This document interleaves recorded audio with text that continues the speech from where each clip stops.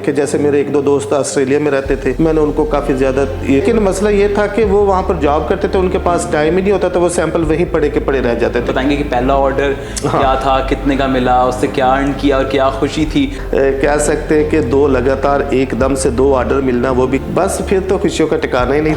अगर आज मैं एक्सपोर्टर हूँ ना, तो वो सिर्फ और सिर्फ शहबाज साहब की एक कॉल करना, वेब एक्सेल के जरिए अलीबाबा के प्लेटफॉर्म पर आना, मेरा नहीं ख्याल कि इसके अलावा मैं एक्सपोर्टर बन सकता था। और ये बिल्कुल सच्ची बात है, कभी भी नहीं था मैं बन सकता। लेकिन मेरा मोबाइल में जितने कम से कम 1000 कस्टमर के नंबर होंगे जिनसे मैं इंग्लिश में बात करता हूँ। अब तो बहुत ईजी है, आप गूगल ट्रांसलेट यूज़ कर सकते हैं। अब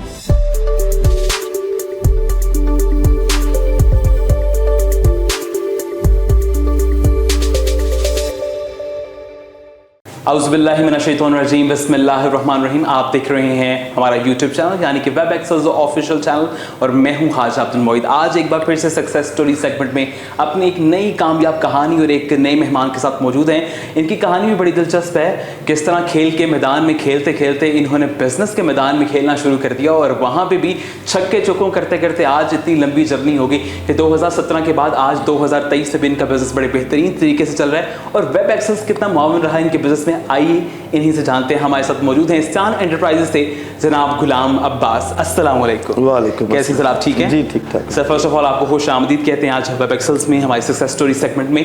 और किस तरह से थोड़ा सा, जैसा मैंने जिक्र किया भी, और फिर हमारी कुछ बात हो रही थी, आपने कहा कि पहले कुछ नहीं थे कर रहे, करते करते फिर आपने बिजनेस कर लिया और उसमें कामयाबी भी हासिल कर ली। थोड़ा सा इसके बारे में बताएं कि पहले क्या कर रहे थे और अब क्या चल रहा है? पहले मैं सिर्फ क्रिकेट ही खेलता था, या मैं कह सकते हैं कि फ्री था। लेकिन मेरे जो चचा थे वो जापान में एक्सपोर्ट करते थे हिमालयन साल्ट। ठीक है। उसको देखकर मुझे इस चीज़ में दिलचस्पी पैदा हुई कि मुझे भी बिज़नेस में आना चाहिए। ज़बरदस्त। मैं 2014 में इस बिज़नेस में आ गया, हिमालयन साल्ट के बिज़नेस में। लेकिन ये पहले जो 2 साल थे वो आप कह सकते हैं कि इतने अच्छे नहीं रहे। मुझे लोकल कस्टमर मिल गए, सियालकोट के राइडर ट्रेंड वाले हैं, यूरो ट्रेंड वाले, इनको मैं बनाकर देता था, ये एक्सपोर्ट करते थे। ज़बरदस्त। फिर दिसंबर 2016 में शहबाज साहब मुझे कॉल करते हैं, वेब एक्सेल के जो मालिक है, वो कहते हैं कि यार आप ना अलीबाबा के पॉइंट इस पर आ जाएँ, प्लेटफॉर्म पर आ जाए। ठीक हो गया। तो विदिन 1 और 2 डेज मैं अलीबाबा के प्लेटफॉर्म पर आ गया। बेहतरीन। फिर उसके बाद ये बात होगी दिसंबर 2016 की। साथ ही जैसे ही मेरी कंपनी तो पहले बनी हुई थी, अलीबाबा से कंफर्मेशन मिलते मिलते जनवरी आ गया था। जनवरी से मई तक मुझे रोज़ाना की बेस पर उन दिनों में 1-2 इंक्वायरी मुझे मिलती रहती थी। और जिससे मेरा हौसला बढ़ता था, क्योंकि इससे पहले 2014 से 2016 तक मैं काफ़ी ज़्यादा पैसे लगा चुका था अपने दोस्तों के ऊपर जो बाहर रहते थे दूसरे ममालिक में, और अपने रिलेटिव, किसी और के रिलेटिव जो पाकिस्तान आते थे, मैं उनके खाने वगैरह करता था और उनको सैंपल देता था कि आप वहाँ पर देखें। जैसे मेरे 1-2 दोस्त ऑस्ट्रेलिया में रहते थे, मैंने उनको काफ़ी ज़्यादा उस 2014 में भी 2-3 लाख रुपए के सैंपल मैंने उन्हें भेजे। ठीक है। लेकिन मसला ये था कि वो वहाँ पर जॉब करते थे, उनके पास टाइम ही नहीं होता था, वो सैंपल वहीं पड़े के पड़े रह जाते थे, कोई फ़ायदा नहीं था। बिल्कुल। तो 2016 में मैं इस पर वेब एक्सेल के ज़रिए अलीबाबा पर जब मैं आया तो सारी फ़ीस बनती थी उस टाइम पे 1.5 लाख के लगभग। ठीक है। लेकिन सर आप यकीन कीजिएगा, उस 1.5 लाख रुपए की वजह से मुझे रोज़ाना की बेस पर 1-2 बंदा मुझे टच करता था बाहर से। और कोई सुबह उठकर मैं मैसेज देखता था, कोई यूएसए से मुझे मैसेज कर रहा है कि मैं इंटरेस्टेड हूँ आपकी प्रोडक्ट में, ब्राज़ील से, अमेरिका से, जापान से, जिन मुल्कों के हम नाम सुनना भी फ़ख्र महसूस करते, वहाँ से मुझे वो लोग रब्ता करते थे। ज़बरदस्त ज़बरदस्त। उससे आप थोड़ा बताएंगे कि पहला ऑर्डर क्या था, कितने का मिला, उससे क्या अर्न किया और क्या खुशी थी, और फिर उस ऑर्डर की आने वाली जो रकम थी उससे क्या किया? जी जनवरी में मैं अलीबाबा पर आ गया था। उसके बाद 3 से 4 महीने मई तक रोज़ाना मुझे उम्मीद होती थी कि आज मेरा ऑर्डर फाइनल हो जाएगा, आज फ़लाँ बंदा मेरे साथ ऑर्डर फाइनल कर लेगा, रोज़ाना की। लेकिन करते करते वक़्त आ गया मई का। मई में मुझे कनाडा से एक लड़का था, वो भी शायद नया बिज़नेस स्टार्ट किया था, उसने मुझे ऑर्डर दिया $4000 का। अच्छा, ज़बरदस्त। मैंने उसका ऑर्डर तैयार किया। अभी ऑर्डर तैयार हो रहा था तो मुझे उसी दौरान में मई के एंड पर $25000 का ब्राज़ील से ऑर्डर मिल गया। बेहतरीन। ठीक है, बस फिर तो खुशियों का ठिकाना ही नहीं था। ये कह सकते हैं कि दो लगातार एकदम से दो ऑर्डर मिलना, वो भी $30,000 के बन जाते थे। और $30,000 के ऑर्डर हमारे लिए काफ़ी मायने रखते हैं, एक नए बंदे के लिए कम से कम आज भी बहुत ज़्यादा मायने रखते हैं। ऐसे तो फिर उससे भी कोई आपने बैट बॉल खरीदा या फिर कुछ उसको कहा? बैट बॉल तो वैसे बहुत ज़्यादा पड़े हुए थे पास। उससे मुझे ये फ़ायदा हुआ, मुझ में एतमाद आ गया। उससे मैंने कुछ जो पैसे कमाए थे, मुझे था कि मैंने अब जो मैंने 1.5 लाख रुपये वेब एक्सेल के जरिए अली बाबा को पे किया था वो भी निकल आए। उसके अलावा और प्रॉफिट निकल आया। उसके अलावा ये था कि जो कुछ हिडन मामला थे जिनका मुझे पता नहीं था, एक्सपोर्ट करने में जो आते थे वो भी सारे मुकम्मल हो चुके थे कि अब मैं प्रॉपर एक्सपोर्टर बन चुका था। ज़बरदस्त बेहतरीन। अच्छा, तो गुलाम बाबा साहब, बहुत सा ऐसा होता है कि वालिदैन ना अक्सर जो बच्चे नौजवान मैदानों में खेलते रहते हैं, खेल के मैदानों में शाम का एक उनका स्केड्यूल बना होता है, तो उनको बड़ी डांट भी पड़ती है। तो आज क्या उम्मीद दे रहे हैं आप बहुत सारे नौजवानों को, जो कि उनको लग रहा है कि शायद हम पता नहीं किस डायरेक्शन में चल रहे हैं, लेकिन आप भी खेलते खेलते कहाँ पहुँच गए माशाल्लाह, तो उनको क्या मोटिवेशन देंगे, क्या पैगाम? सर मैं ये कहना चाहता हूँ दोस्तों से, क्रिकेट खेले जितना आप खेलना चाहते हैं खेले ज़रूर, लेकिन एक वक्त आता आपको डिसीजन लेना पड़ेगा कि आपने क्रिकेट को एज ए प्रोफेशनल खेलना है या आपने शौकिया खेल। अगर तो शौकिया खेलना है फिर आप साथ में बिजनेस करें, और बिजनेस के लिए कम से कम अली बाबा के मेंबर बन के कुछ ना कुछ एक्सपोर्ट करें, उसका मुल्क को भी फ़ायदा है। और अगर आपने प्रोफेशनल खेलना है फिर तो ज़ाहिर है ये फुल टाइम जॉब है। अदरवाइज़ आप बिजनेस साथ में खेलना तो ज़रूरी चीज़ है, खेलें वक्त के साथ साथ, खेल के साथ आपको बिजनेस की तरफ आए या जॉब की तरफ आए, फिर खेल को ना ले रहे। मैं तो टाइम से इतना टाइम से तो नहीं, लेट हो गया था लेकिन आ गया था। ज़बरदस्त। गुलाम बाबा साहब, कोई ऐसी मुश्किल, कोई ऐसा फेज़ आया जिसमें नाउमीदी महसूस की हो कि अच्छा यार ये शायद नहीं हो पाएगा, नामुमकिन है, कुछ ऐसा ज़रा हमें बताइए।